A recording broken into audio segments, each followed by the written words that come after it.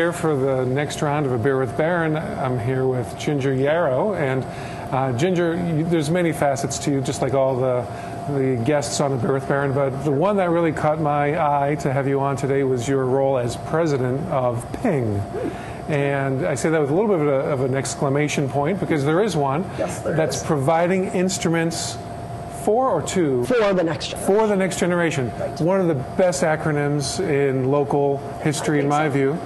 Did you have biased. Did you have a role in actually the name? I did not. I did not. Ping was founded 20 plus years ago, and so I have been president for 2 years now and on the board for 6.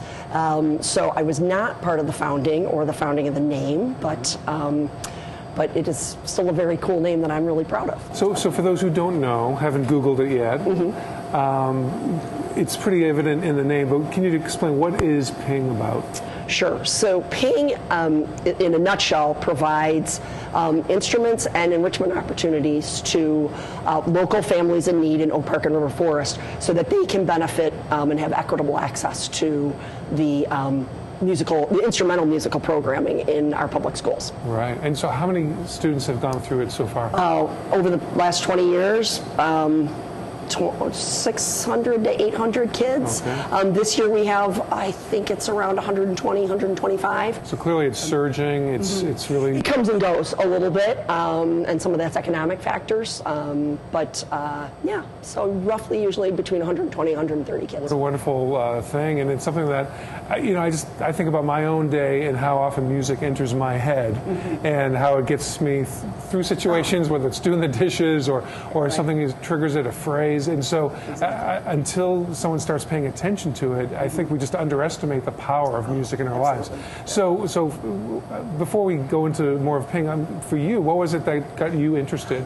Well, I have both my boys are musical, especially my older son, but my sister was on the Ping board, and she just thought this would be a great opportunity for me because I'm a lover of music and I have kids that are lovers of music. I was winding down at the middle school with my kids were moving out of the high school, and she thought I needed something else to do. As if being a mom and wife wasn't enough. Yeah, right, exactly. But it was perfect. The timing was perfect. The organization and its mission were perfect. So like I said, I jumped in like 6 years ago, and I really, really love it. Right. So now your older son is Jacob. Right. And he was in the marching band. He's a marcher, right? Park River Forest. And so tell me about that journey for him. I know that he's not necessarily a recipient of Ping. Right. But certainly music is embedded. So. Exactly. So music has been an integral part of Jacob's life since probably pre-birth. He is on the autistic spectrum, and music has always been the thing that has spoken to him. So when he was in 3rd grade, he started taking clarinet lessons and then joined the band in 4th. And that's where the connection with Ping comes in, is that this was a magical opportunity for my son, and the thought of somebody not being able to benefit from that opportunity simply because they couldn't afford to rent the instrument just is really gross injustice. So what Ping does in that sense, to me, really touches a chord, so to speak. Sure. Because really, it's work magic for my son. So everybody should have that, right? If they want it. Well, I've got nephews who have been in marching bands back in New Hampshire, and they've done summer tours with the Spartans, and it's a family. Yeah. It is. For sure. And you're a mom to the family, because I know that you've been at the high school football games. And, right. You help with. I'm the uniform co-chair, and I mean, not a small deal. That's we're talking about how many marchers? Last year we had 112 marchers, I think, and then I think 20 color guard kids. So yeah. Now, I do recall going back to Ping a few years ago. There was where you expanded, opened up more of who would be eligible. Absolutely. It used to be those who were free and reduced lunch eligibility would be the signal, and that it's because there's this great middle area of people who are in financial need. So I think it's a wonderful thing. Exactly. It really, free and reduced lunch is a pretty low bar. So, and we felt like a lot of people slipped through the cracks there. I mean, running an instrument is anywhere from $25 to $50+ a month. And then on top of that, you have all the enrichment opportunities that, you know, your more affluent kids, you know, take with a grain of salt. So all of that costs a lot of money. And so Ping is able to step in and fill that gap. Some of the first students 20+ years ago, they're now in their 30s. Oh, yeah, and, right. Yeah, and, sure. and I'm not sure if someone come back to be on the board or if they go on to musical careers. I cannot speak specifically to that because some of those kids, right, I did not know. But I do know currently we have several Ping kids that are looking at music for a career.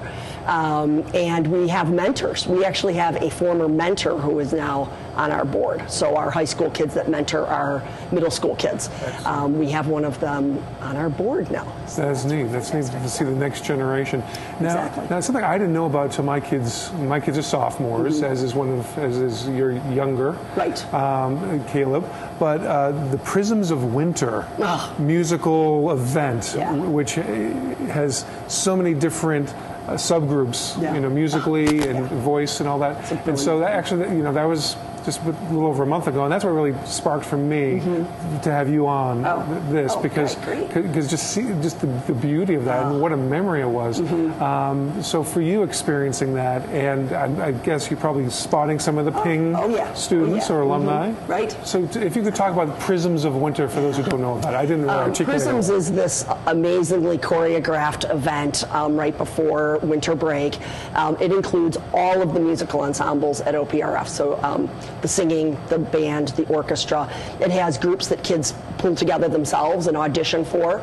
And it's a continuous, an hour and a half of continuous music. And it is, no one kid is the star on the night of Prisms. It's everybody coming together to make an amazing night of music. And even the three music teachers have a role. Oh, yeah. They come in and do their little skit. Not to be missed. So it is really, and that's what I love about it, is that we have some amazingly talented music kids at OPRF.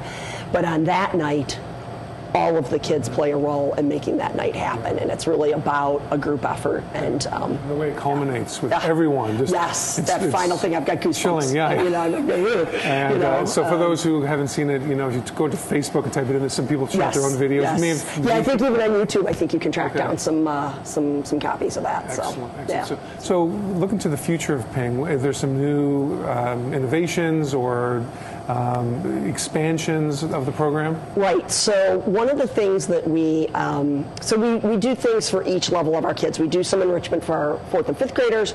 We do mentoring for our middle schoolers, and then for our high schoolers, we pay for private lessons. What we'd like to move toward is things that help our 4th and 5th graders stick with it. I mean, the research will show that that's where you need to really hook the kids. And that's hard because, you know, working with 4th and 5th graders is a little trickier than working with the older kids. But that's something that we would like to expand into the future. And, you know, really focusing on making sure families know we're here. And making sure kids don't self-select themselves out before they even have a chance to go home and tell their parents that, hey, I want to be in band, and there's an organization that can help us do it. And that's really our PR and getting that word out. So something like this is fantastic to let families know you don't have to deny your kid that opportunity. Yeah, and it's just getting over that initial, for anything, that hump, whether it's financial or someone's own self-image, of struggle and getting through. And I would think the benefits go into so many other areas of life, of academic grit, and you name it. So. We have, you know, especially we've seen that with our high school kids. We have about 14 or 15 Ping kids that are at the high school now, and you really do see how they have grown. As you know, we had one kiddo, he graduated last year, said I came in, I used to just sleep in the band room, and he's like, but you know, having this opportunity, he's like, I actually started to really get into the music, and it will carry that with me for the rest of my life, he told us. So that is, and all those benefits that come with confidence, having an immediate social group. You have to work as a team. We have one student who told us, you know, it's all about doing your part to make this whole thing work. I mean, similar to the Prisms thing, if you don't do your part, you're letting the team down. Right. Well, and it's a really great experience for those kids. Well, it's like any good song. You want to keep listening to it, but it has to come to an end, and so does this interview. So I appreciate all that you're doing, that Ping is doing, and the students of Ping are now giving back as well. It's such a great example of equity, of giving a hand up, not a handout. Yes. And so kudos to you and to Ping, and I look forward to just more great things coming out of that. Okay. Excellent. Thank you, Matt. Ginger.